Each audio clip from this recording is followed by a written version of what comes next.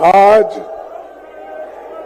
इस ऐतिहासिक रामलीला मैदान पर हो रही लोकतंत्र बचाओ रैली में पधारे आप सभी साथियों का मैं दिल से स्वागत करता हूं। और ये मंच है यूनिटी इन डाइवर्सिटी, हमारे एकता में, हमारे विविधता में एकता है, ये दर्शाने के लिए आज ये जो मीटिंग यहाँ पर बुलाई है, और इसके लिए मैं हमारे सभी साथियों का धन्यवाद करता हूं। और खासकर ये जो मीटिंग है, इसका एक ही उद्देश्य है कि विपक्ष इकट्ठा होना चाहिए। इसीलिए इस सभा में उपस्थित हमारे नेता श्रीमती सोनिया गांधी जी, श्री राहुल गांधी जी, शरद पवार जी, भगवंत मान जी, चंपई सोरेन जी, अखिलेश यादव जी, तेजस्वी यादव जी, सीताराम येचुरी जी, फारूक अब्दुल्ला जी, डॉक्टर राजा जी, दीपंकर भट्टाचार्य जी, महबूबा मुफ्ती जी, डेरिक ओबराय जी, कल्पना सुरेन जी, तिरुचि शिवाजी, सुनीता केजरीवाल जी, देवराज जी, तिरुतोल जी और कोरम अनीस उमर जी, इतने पार्टी के नेतागण इस मंच पे बैठे हैं। और ये किस लिए बैठे हैं?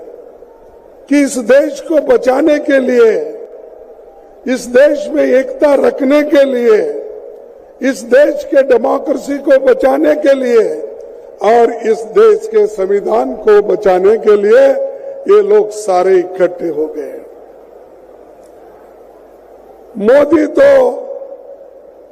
डेमोक्रेसी नहीं चाहते, वो हमेशा तानाशाही के विचारधारा वाले हैं। मुझे परसों वो मिले थे, कल मिले थे राष्ट्रपति भवन पे। वहां पर शाह थे, नड्डा थे और मोदी जी भी थे और दूसरे नेता लोग भी थे। तो मुझे नड्डा जी ने पूछा कि आपका चुनाव प्रचार कब से हो रहा है और आपका लिस्ट कब फाइनल हो रहा है? तो मैंने यही कहा, हमारा लिस्ट तो फाइनल हो रहा है, लेकिन हम जो चुनाव करना चाहते हैं वो निष्पक्ष चुनाव नहीं हो रहा। और मेरे खाते में, मेरे पार्टी के खाते में जो पैसे थे वो पहले ही चोरी हो गए हैं।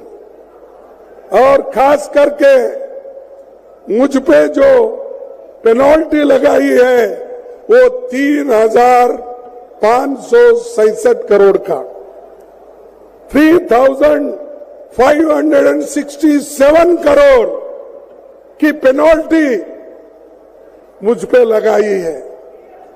14 लाख का हिसाब हमने नहीं दिया, इसीलिए उन्होंने 135 करोड़ का जुर्म लगाया। ऐसा इंटरेस्ट पे इंटरेस्ट करके आज 3,667 रुपए कर दिया, ताकि जैसा राहुल जी ने कहा हम प्रचार न कर सके, कहीं भी जा नहीं सके, कहीं जाना नहीं, किसी को मिलना नहीं, हमारे कार्यकर्ताओं को कोने कोने में भेजना नहीं।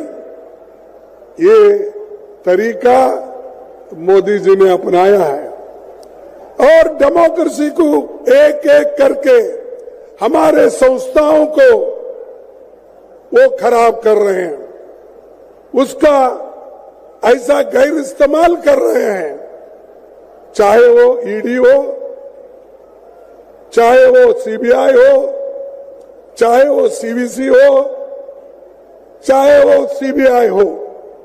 इन संस्थाओं का दुरुपयोग करके एक एक नेता को डरा रहे हैं, यहां तक कि पार्टी के लोगों को भी डरा रहे हैं और ये कह रहे हैं अगर आप कांग्रेस के साथ वो गठबंधन में जाएंगे तो आपको क्या जेल चाहिए, क्या आपको गठबंधन चाहिए। ये मैं दावे के साथ कहता हूं, किन किन नेताओं को उन्होंने डराया। ऐसा ही डरा डरा के बहुत से एमपी खरीदा, एमएलए खरीदा और उन्होंने नए सरकारें बनाई। ये है मोदी की नीति और इस मोदी को जब तक आप नहीं हटाएंगे, मोदी के विचारधारा को जब तक आप नहीं हटाएंगे, इस देश में सुख और समृद्धि कभी नहीं आएगी। इसीलिए हमको लड़ना है डेमोक्रेसी बचाने के लिए, लोकतंत्र की रक्षा करने के लिए और संविधान को बचाने के लिए। संविधान है तो आपको रिजर्वेशन है, संविधान है तो आपको मूलभूत जो अधिकार है, फंडामेंटल राइट्स, वो मिलेंगे और संविधान नहीं है ये कुछ नहीं मिलेगा। आप याद कीजिए, मेरे माताओं से मैं निवेदन करता हूं, आप याद कीजिए अगर बीजेपी की सरकार इस देश में संविधान बनाती तो वो पहला काम करते महिलाओं को वोटिंग की पावर ही नहीं देते, क्योंकि उनके विचार वैसे हैं। लेकिन भारत एक ऐसा देश है, पंडित जवाहरलाल नेहरू जी और डॉक्टर बाबा साहब अम्बेडकर ने मिलकर एडल्ट फ्रेंचाइज लाकर हर एक आदमी को वोटिंग का अधिकार दिया, चाहे वो स्त्री हो, चाहे वो पुरुष हो, चाहे वो नौकर हो, चाहे वो मालिक हो, चाहे कारखाने का बड़ा से बड़ा धनी हो, सबको अधिकार मिला। इससे पहले था क्या? आज बड़े बड़े बात करते हैं, इतनी टीका करते हैं हम पे, पूछो मत। अरे हमने तो देश को आजादी दिलाने के लिए लड़ा, खून बहाया, देश को एकता रखने के लिए श्रीमती इंदिरा गांधी जी अपनी जान दी, राहुल गांधी जी अपना जान दिए, उनके शरीर के टुकड़े टुकड़े हो गए और वैसा ही श्रीमती इंदिरा गांधी जी देश को एकता रखने के लिए 32 गोलियां अपने छाती पे लगा ली। कौन लीडर ऐसा बताओ? यही बीजेपी वाले, यही आरएसएस वाले जनसंघ के नाम पे थे। तब क्या करते थे?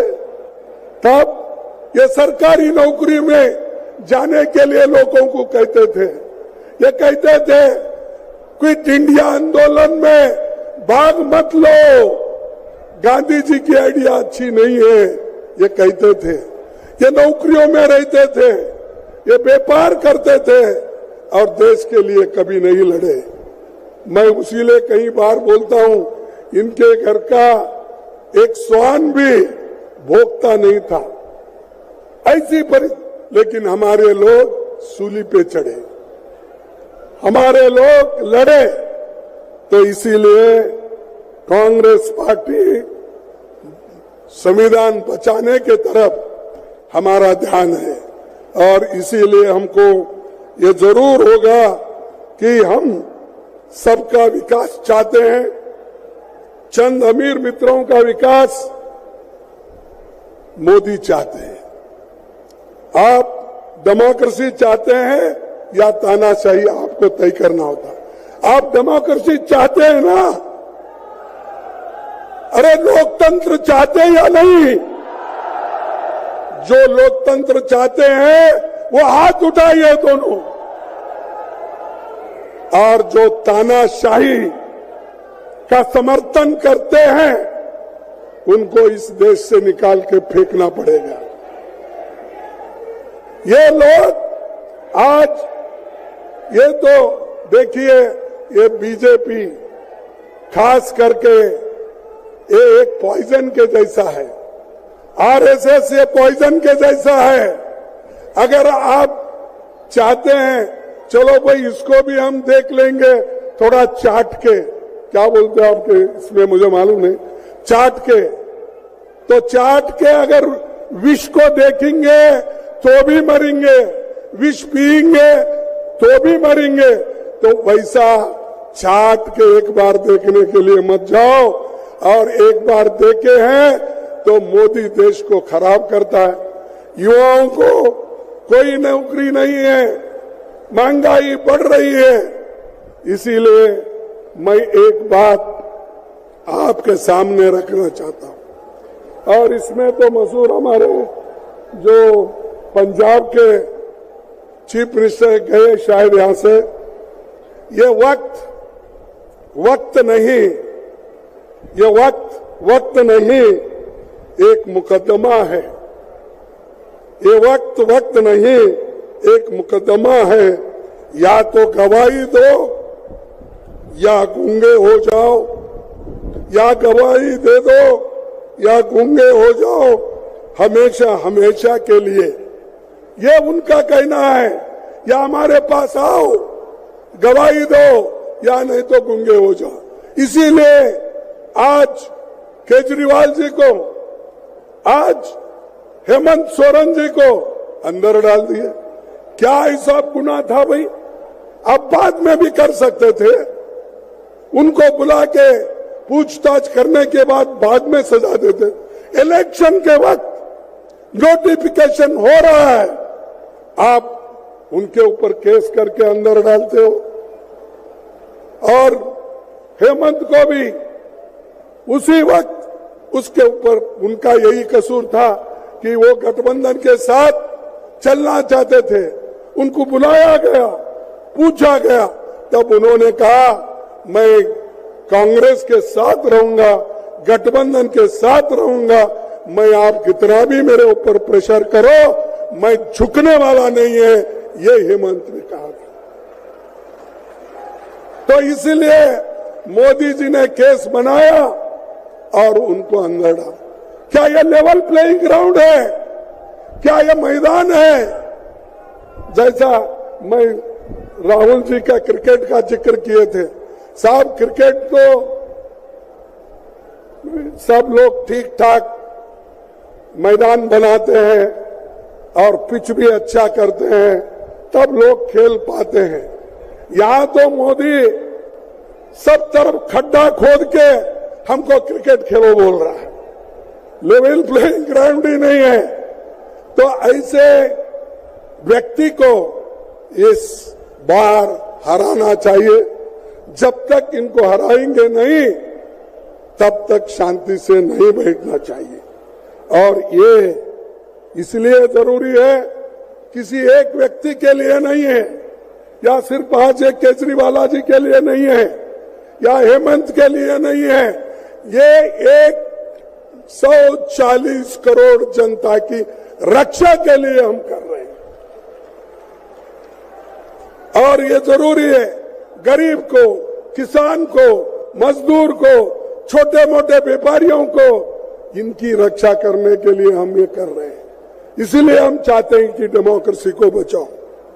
ये 226 की चुनाव होगी युवाओं के रोजगार के लिए, ये चुनाव होगी बढ़ती महंगाई के मुद्दे पर, ये चुनाव होगी किसानों के एमएसपी गारंटी पर, ये चुनाव होगी लोगों की हिस्सेदारी।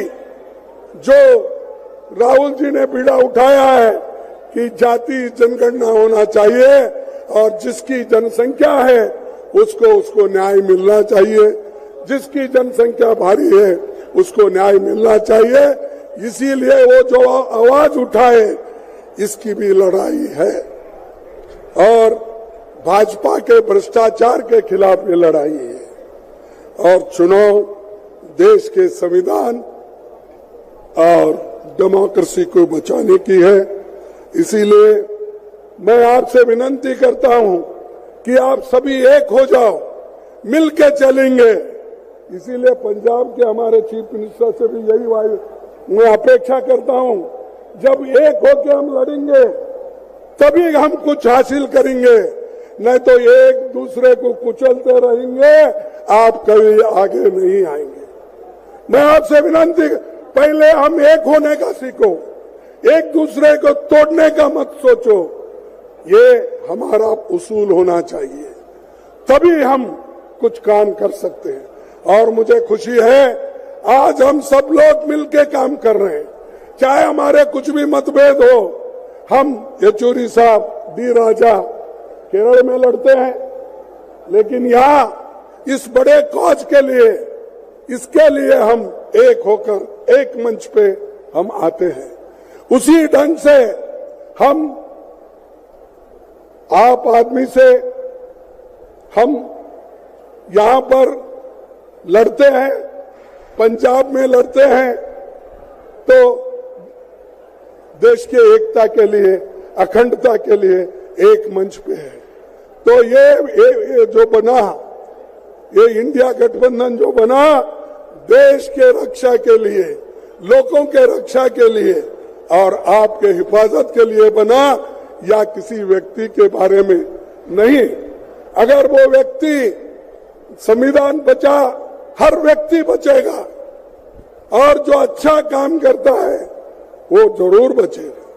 तो इसीलिए भाइयों, मैं ज्यादा कुछ बातें नहीं कहते हुए इतना ही कहूंगा, हम लड़ेंगे और बीजेपी को ये बताएंगे, भाई तुम्हारा ज्यादा हुआ, बस करो। लोग अंडर करंट है, आप ये मत सोचो 400 पार की जो बात करते हैं, ये 400 होने वाला नहीं है। चुप लोगों को डराना धमकाने की बात करते हैं। अरे हमारे पास वो हिम्मत है, हमने कई लड़ाई लड़ी है, कांग्रेस ने कई लड़ाई लड़ी है। बीजेपी के लोग तो एक बार 2 सीट आए थे, उनके 2 ही सीट, आपको मालूम होगा, दिल्ली वाले आप बेहतर जानते हैं। तो ये 2 सीट लिए सो लोग बार बार दूसरों को गालियां देते हैं। तो इसीलिए आपसे मैं यही कहूंगा कि आखिरी में एक बात कह के मैं अपने बात को खत्म करूंगा, तो वो ये है कि इंडिया गठबंधन के लिए जो मुश्किलातें हैं, उन मुश्किलातों को हम सब मिलके दूर करेंगे। और मोदी का क्या है, कोर्ट भी उसके पास है, पुलिस भी उसके पास है, सभी कुछ उसके पास है। और इसीलिए मैं एक शायर ने लिखा है, अपील भी तुम हो, दलील भी तुम, अपील भी तुम, दलील भी तुम, गवाह भी तुम, वकील भी तुम, गवाह भी तुम, वकील भी तुम, जिसे भी चाहो हराम कह दो, जिसे भी चाहो हराम कह दो, जिसे भी चाहो हलाल कर दो, जिसे भी चाहो हलाल कर दो। सब उनका, वकील उनका, कोर्ट उनका, पुलिस उनकी, सब कुछ उनकी। तो ऐसे में डेमोक्रेसी को टिकाना आप में जो जोश आना चाहिए, और जोश के साथ हम लड़ते रहेंगे। मैं कहूंगा जय हिंद, जय हिंद। क्या यारो उधर के पीछे के लोग बोल रहे हैं, आपको नहीं होना जय हिंद? जय हिंद, जय हिंद, जय हिंद। सबको धन्यवाद, नमस्कार।